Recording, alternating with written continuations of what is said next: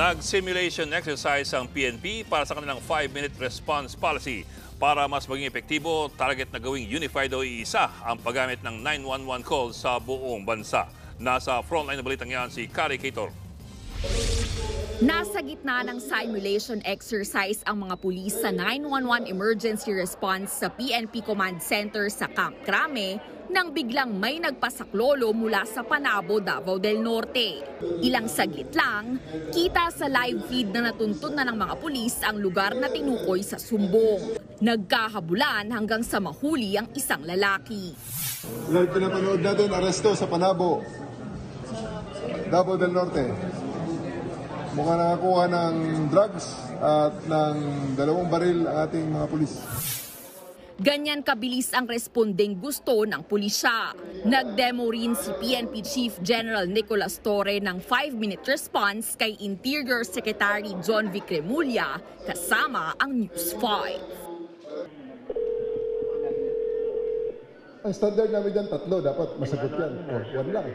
Testing lang po ng 911 with Chief PNP Torre po. Ma'am, Tarlac City Police po ito, ma'am. Hindi rin umabot ng 5 minuto bago marating ng mga pulis ang kunwaring sinaklolohan sa Tarlac City.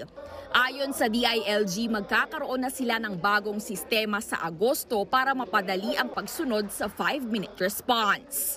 Magiging unified o isahan na raw ang lahat ng 911 calls sa buong bansa. Sa ngayon kasi may kanya-kanyang hotline pa ang higit 30 LGU.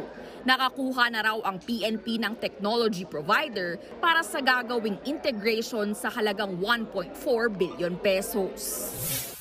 So we're getting the latest generation in the world, and we hope to install fully integrated in the Philippines by within 1 year.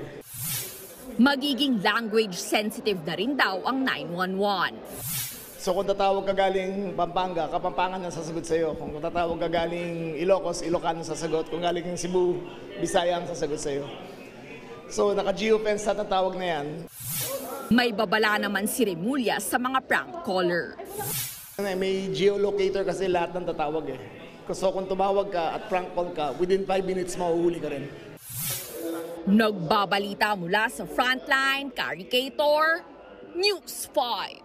Mga kapatid, Ed Lingaw po, maging maalam at may pakialam sa mga napapanahong balita sa ating bansa. Para sa mas malilimang pagtalakay at paghimay sa mga issue at headlines, mag-follow at mag-subscribe sa social media pages ng News 5.